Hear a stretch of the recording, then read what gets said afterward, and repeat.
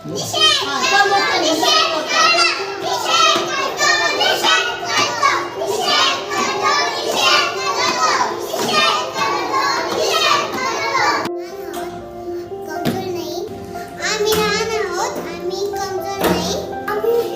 माणूस आहोत, आम्ही वस्तू नाही. आमच्या बदलापूरच्या मैत्रिणीवर अन्याय झाला त्याचा आम्ही निषेध करतो. शिक्षा झालीच पाहिजे. आरोपीला शिक्षा झालीच